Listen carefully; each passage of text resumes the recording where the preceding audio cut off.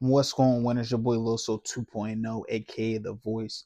And again, we're going to continue reading from the Nine Figure Mindset, How to Go from Zero to Over $100 Million in Net Worth by Brandon Dawson, forward by John C. Maxwell. Special edition because I got the Philadelphia Eagles shirt on. Fly, Eagles, fly. First game of the season. And honestly, I'm missing a lot of the game, but I had to post this content for you guys. That's how important you guys are. But before we get started with that, man, click that subscribe button below. Subscribe to the Winners Win channel. Let's see what we're picking up at, right? So first, just starting off where we just left off on page 38. Where we left off before was Brandon basically explaining basic sales tactics that he was using in order to drop out of school and become the number one sales rep in his dad's business or whatever, right? So he talked about, for one, it was the simple thing of asking for the sale. A lot of sales reps forget this. Simply just asking for the sale. The second one's having follow-up questions, asking why not.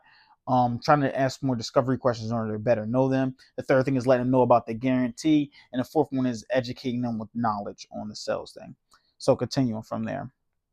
And then 6 months or so into the job, I discovered that my boss in Atlanta was having affairs with women in the office. I confronted him on it, and he fired me from my own family's company.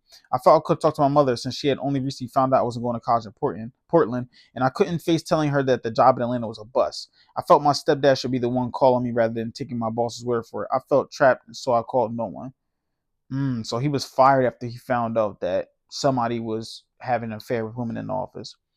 I was out of a job, out of a car, and out of money, and soon I was homeless. But something happened to me in the coming days, weeks, and months that changed my life forever. I learned how to make it on my own. I needed to find some spending money, so I started hustling pool with a dude named Slim, and we started pulling down a few hundred a day. Before long, I met another fellow who sold coupons for discounted services from area businesses to local college students. All of a sudden, between hustling and the advertising gig, I was making more money than I made at Starkey. For the first time in my life, I could do whatever I wanted to do and didn't have to answer to anyone in the world. This is actually a key point right here, that when you become wealthy, right? When rich is one thing, right? You become rich off of just something, maybe blowing up on something like that. When you're truly wealthy, when you learn skill sets that make you wealthy, you can apply these skill sets to anything. You will never ever be broke again, because even if you lose it all, you can get it all back. And this is the perfect example, that him losing everything because he confronted his boss, and now he still had the skill to earn all that money back. But I'm continuing. I had another entrepreneurial milestone when I convinced my coupon partner to expand our business to include apartment complexes as well as universities. Like universities, apartments brought people to the area who might not be familiar with the local amenities and businesses. These residents lived a short walk from many businesses that we could sell to. Expanding our business in this way taught me about scale in primary and secondary markets. But the larger lesson about scale and innovative technology came to me when I happened to walk into a video store one day. All right.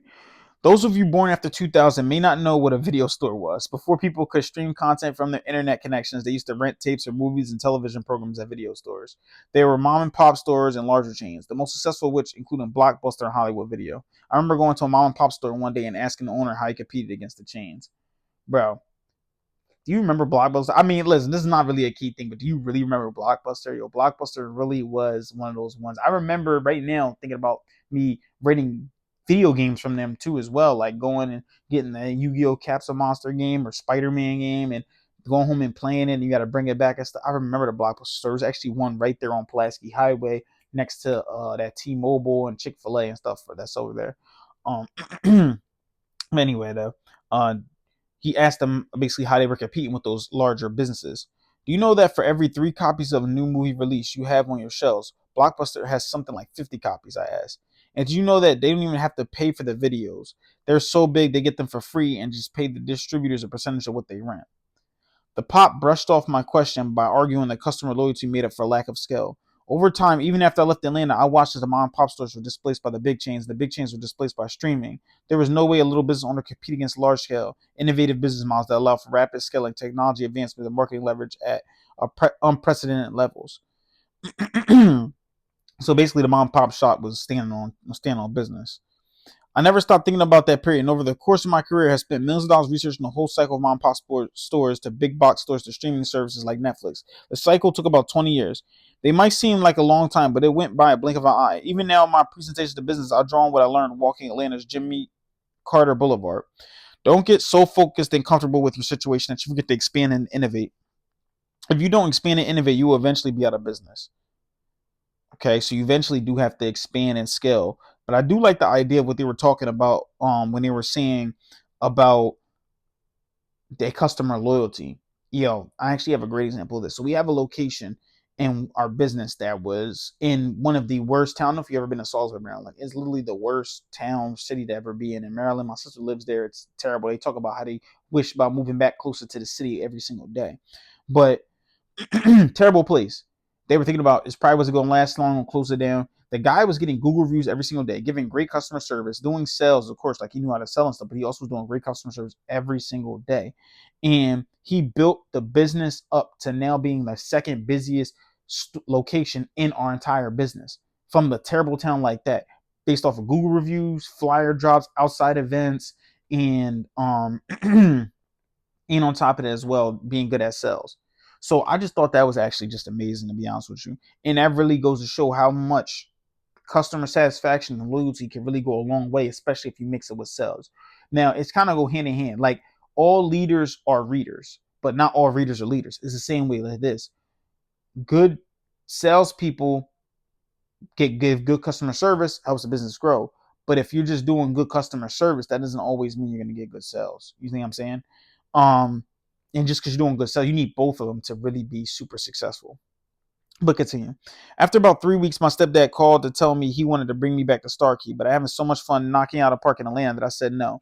Then after 6 months in Atlanta, the boss who fired me was himself fired for sexual harassment, which led to my receiving another call from my stepdad asking me to reconsider coming back into the fold, this time as his assistant sales manager in Minneapolis, Minnesota. I felt totally vindicated, and since I wanted to advance up the ladder at Starkey, agreed to return. So eventually, everything that's in the dark comes to light. You could try to hide as much as you want. You could try to do whatever you want. It's going to eventually come back to bite you in the behind. It always goes full circle. But I also remember feeling what I thought was going to go back to work with my stepdad. I'll be able to take care of myself. I didn't have to depend on the whims of another person. Although my second stint at Starkey, which began in 1989, put my entrepreneurial ambitions on hold for a while longer, I did use the period to serve in an entrepreneurial capacity. This became most obvious in me taking over Starkey's promotional cruise for our loyal and premium customers. The goal is to thank our customers for the loyalty while incentivizing them to remain loyal by enrolling them in new programs. The director of sales, who had previously overseen this project, had failed to produce enough future sales commitments to finance the cruise, so my stepdad put me in charge of firing the sales director and running the project. So first of all, yes, it's a business. You have to be on your top of your game always, because you can always be replaced. So that's what you should always doing it. And now entrepreneurial, this is a key thing that I talked about before. A lot of people don't know about. Entrepreneurs, when you go and try to, start your own business, grow your business, whatever. Entrepreneurs, which is also very, very strong, are people who are in their business trying to climb that corporate ladder and grow and grow and grow within a company, make themselves more money, make the company more money too as well. Both are ways you could do. You can actually do both too as well. I had an idea of how to do it, which involved printing coupon books that sales reps could give to their customers for discounts on hearing aids, and I raised the prices on devices themselves just a bit. Within 90 days and with a month to spare, we raised the additional money needed to fund the cruise. I had succeeded in a spectacular fashion but made no friends in the process. I had a little bit of a reputation for firing my boss, and none of the VPs were big fans of mine. I can't deny that I was a brash and tenacious son of a gun. As I had done in Atlanta, I seemed to absolutely crushing it from a sales perspective. For the next year's promotional cruise, I raised the sales goal from $4 million to $12 million through the use of my coupon program. As in the previous year, we met our targets by raising prices of new products that our customers were signing on to purchase. Okay, so he was a little bit innovative. Continuing. While I was busy making money and burning bridges at the headquarters, my mom and stepdad began a lengthy divorce process that I managed to get in the middle of. I won't belabor the whole thing. This is a business book, not a soap opera. But the long story short of it is I realized Starkey was not going to be a place where I could pursue my dreams and ambitions of making something of myself and making something of my own. So I made a decision. I told my stepdad I wanted to talk to him one night, and I told him that I was going to do. I'm quitting effective immediately, I said. I'm selling everything, including the brand new house we bought, and I'm moving to Oregon to start my life over. I would leave with my wife, my 2-year-old, and my newborn, and I wouldn't look back. He tried to convince me to reconsider. I taste a delicious brand of Independence Atlanta, and it suited me. It was 1995, and I was 27 years old, and I knew if anything at all about myself is that I could do it all again, and even better this time. Atlanta had changed my life forever, and I was going to draw on that same resilience and confidence to do it again, this time in Oregon. So that was the end of that chapter 2.